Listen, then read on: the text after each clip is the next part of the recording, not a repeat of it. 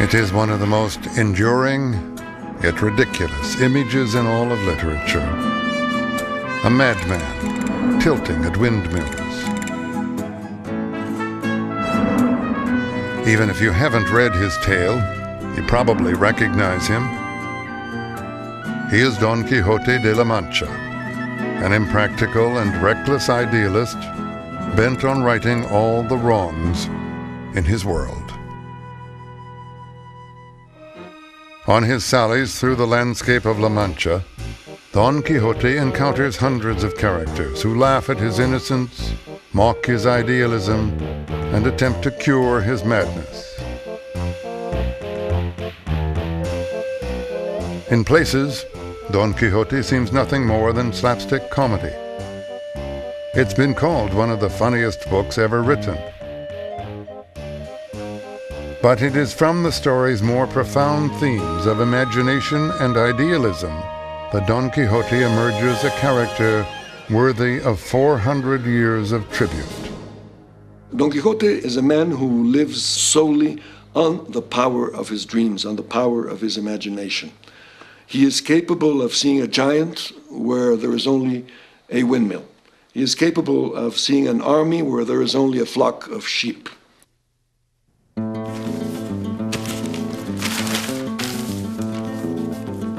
It was early in the 17th century, and people first heard the tale of a Spanish country gentleman from a village in La Mancha. Alonso Quijano so buried himself in his books that he spent the nights reading from twilight till daybreak and the days from dawn till dark. Al rey perdió su lanza. And so, from little sleep and much reading, his brain dried up and he lost his wits. The books that drove this poor man crazy were romantic tales of courage and courtly love, stories like the legend of King Arthur. It is really in the same type of fictional world as the novels in the grocery store, the Harlequin romances. These are novels about people who are superior to us and live in a world that's superior to ours and whose fortunes are worked out in heroic conflicts and resistance and perseverance and all that.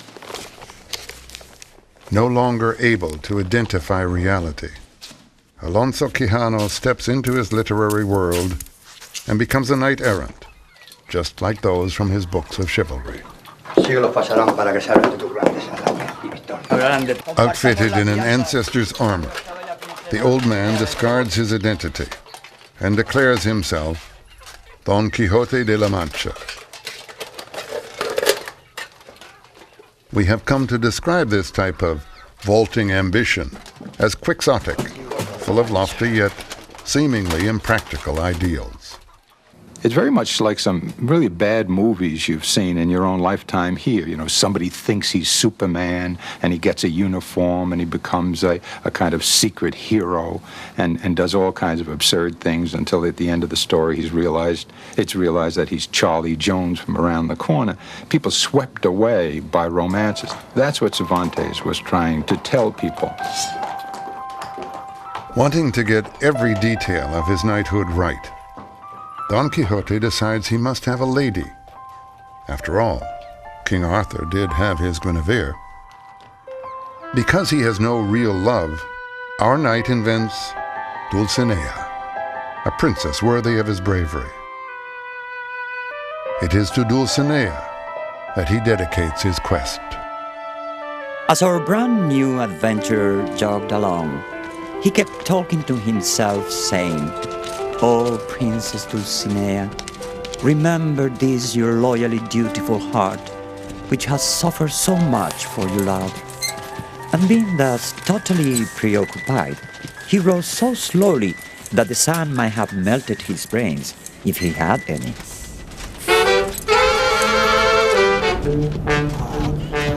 Any knight on a quest needs a squire. So with promises of riches from the spoils of battle, Don Quixote convinces a village simpleton to join him on his salad. Sancho Panza, with his peasant wit and common sense, is the antithesis of his irrational master. After pledging his life to Dulcinea and securing his sidekick, Don Quixote ventures into the world to fight against injustice. This quirky pair of wanderers was the creation of a little-known war hero named Miguel de Cervantes. The history of that ingenious gentleman, Don Quixote de la Mancha, has been a bestseller for nearly 4 centuries. The book is actually 2 books, written a decade apart. But today it appears as 1,000 pages of seamless adventure. Miguel de Cervantes drew upon almost 60 years of both heroism and defeat in his own life to create the complex characters and themes in his masterpiece.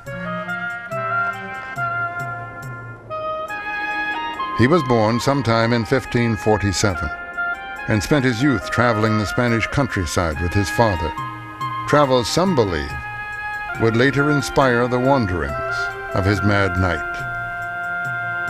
Though he had little formal education, Cervantes had a bright intellect and the spirit of an idealist.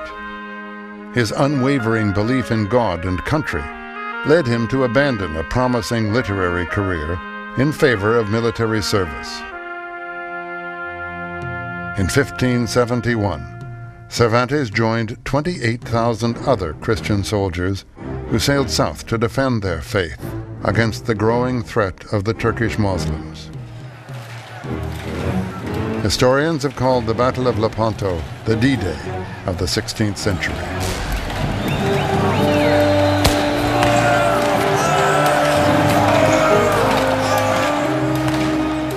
Though stricken with fever, Cervantes rallied on deck and led a charge onto a Turkish galley.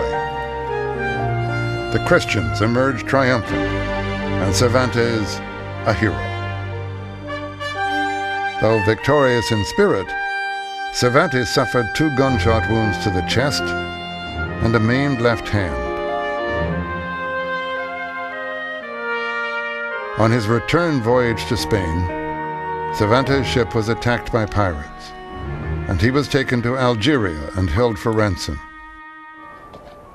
After 5.5 years in slavery, Cervantes' family finally gathered the money to pay his ransom. Miguel headed home. Longing to resume the literary career he had abandoned to serve his country, Cervantes appealed to the king for help. In spite of his military heroism, Cervantes was turned away. Poor and crippled, Cervantes took a menial job as a tax collector. But with a mind more suited to fantasy than finance, he was soon arrested for irregularities in his bookkeeping.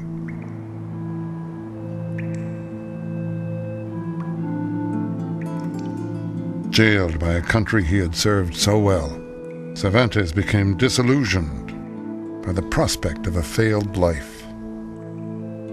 His idealism began to erode. Cervantes began life as an idealist, but Don Quixote was not written, of course, by an idealist. It's filled with dark irony. It's a book written in a great deal of pain. It is a book that's very funny also, and so the combination is strange. Because reality defies his expectations, Don Quixote simply imagines the world to be born out of his books of chivalry. Everywhere he goes, he begins to see things as he would have them be, rather than as they are. A knight-errant cannot stay in a humble inn, so Don Quixote makes it a castle.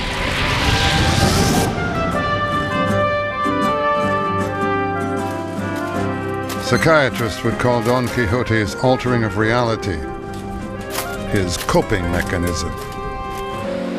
Don Quixote is a heroic figure to many because he uses his imagination to see the world as he would like it to be, as he needs it to be. Out of all of Don Quixote's peculiar adventures, there remains one episode which has captured our imaginations more than any other.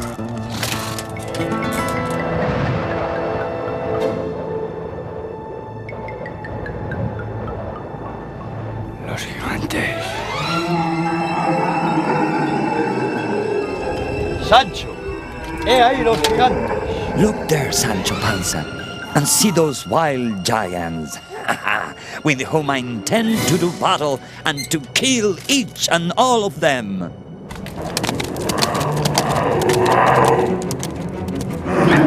Bajar, cobardes, cobardes. Caballeros con mi bella Dulcinea. Viles cobardes. ¿Cuándo podremos dejar que nuestra niña vencida? Prometeo. Caballeros con mi bella Dulcinea. Por mi bella Dulcinea. Viles cobardes. Este caballero que se acomete. Bajad, cobardes. Caballeros con mi bella Dulcinea. Viles cobardes.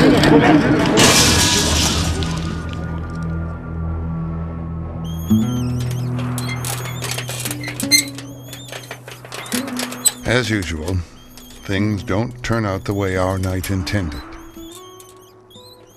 But even though he ends up bruised and battered, his defeat is not what we remember about Don Quixote's joust with the windmill.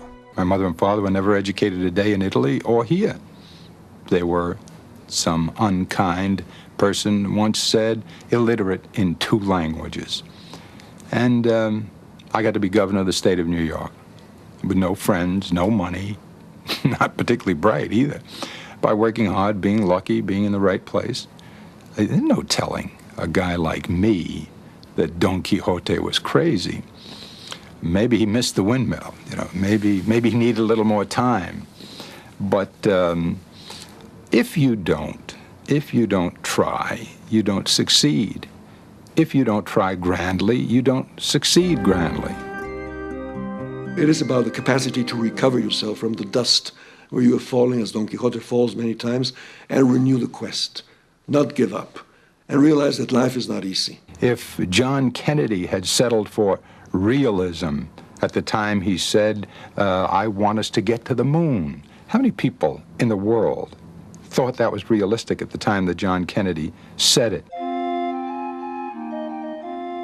Part 1 of Don Quixote de la Mancha made Cervantes a celebrity as far away as the New World.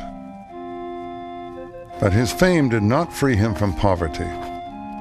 He continued to scratch out a living writing plays and short stories, but none approached the success of Don Quixote.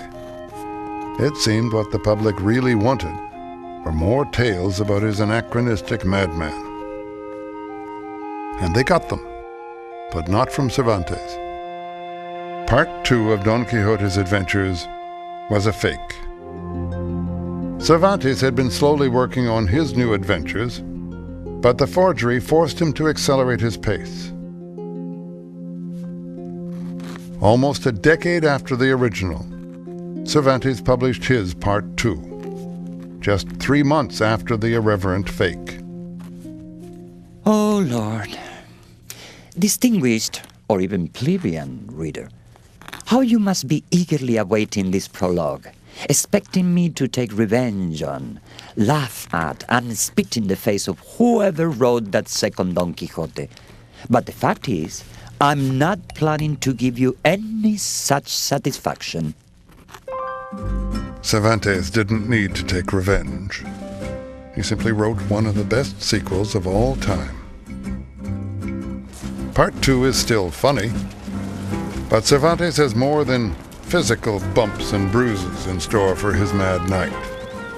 Instead of the harmless banter of Part 1, characters now encourage Don Quixote's delusions for their own amusement. One of the most humiliating episodes is when Don Quixote is invited to a castle by a duke and a duchess. Their objective? To laugh at his madness. They, you could say, are an idle aristocracy without genuine purpose. They have time, money, idleness, and no purpose. I think this is a tragic turning point in the novel, because up till then, Don Quixote could have believed that the most humble wayside inns were great palaces, and that the humblest of servant girls were princesses and duchesses. Now the dukes offer him his dreams in reality. The Duke and the Duchess convinced Don Quixote that a lady of their court has died due to her unrequited love for the noble knight.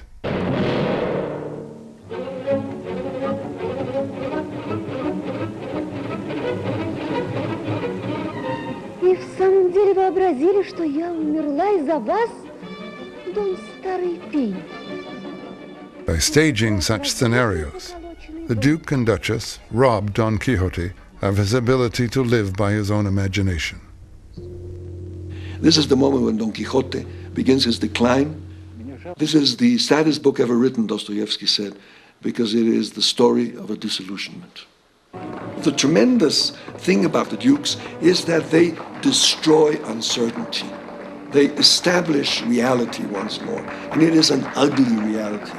It is a reality made of meanness, hypocrisy, the cult of appearances, degradation of others, hatred for those who are not like you, ridicule for those who are different. Soon after leaving the Duke's castle, Don Quixote encounters a character determined to destroy his illusions. Samson Carrasco claims his benevolent aim is to restore Don Quixote to sanity. To achieve the cure, Samson pretends to be a knight and challenges Don Quixote to a duel.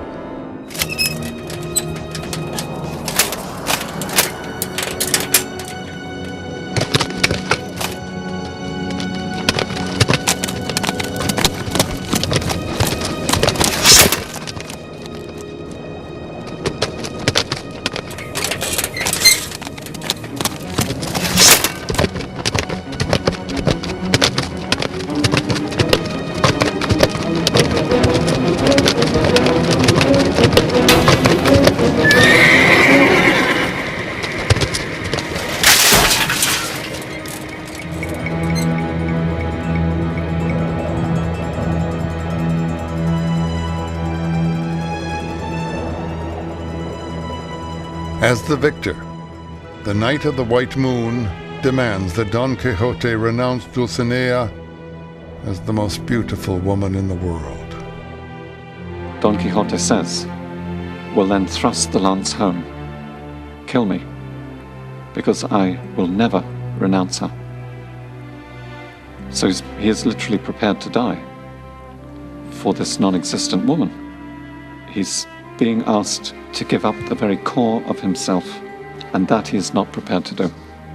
He would rather die physically than forswear that most precious part of himself.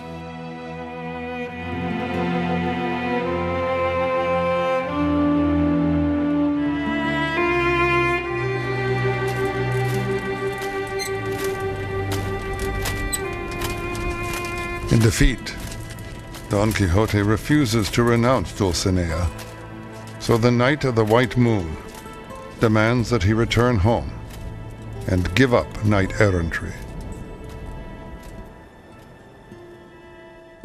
Forced to abandon his identity, Don Quixote surrenders his madness and once again becomes the sane country gentleman Alonso Quijano.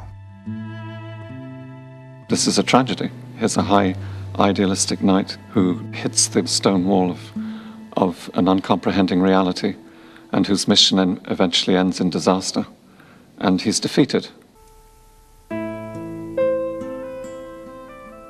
Lost in a sanity imposed by those around him, Alonso Quijano dies. He simply cannot live without his dreams. Cervantes has brought a book which started out as a string of silly skits to the point of tragedy. After a life filled with failure, Don Quixote's death seems to signal the final destruction of his idealistic spirit. There is Don Quixote who goes back home and says, I am Alonso Quijano. I'm a poor hidalgo, a poor squire, I'm nothing more. But there's the other Don Quixote who goes forever living in the book, who will go forever battling windmills and attacking flocks of sheep. We'll never know if Cervantes intended his Don to become such an inspirational figure. What we do know is that Cervantes, though he struggled with disillusionment in his later years, eventually returned to the idealism of his youth. At the end of his life, Cervantes is still saying, I would rather have been at Lepanto and lost the use of my hand than be here today alive and well. I wouldn't have missed it for anything. It seems that the same spirit that guided Don Quixote on his quest also sustained Cervantes throughout his life. At the end of his masterpiece, the author claims kinship to his creation. Don Quixote was born only for me, as I for him. He knew how to act, and I how to write. Only we two are a unity. Less than a year after finishing the tale of his mad knight, Miguel de Cervantes died as he had lived, well thought of, but not well cared for. He was famous throughout Europe, but his family still could not afford a headstone to mark his grave.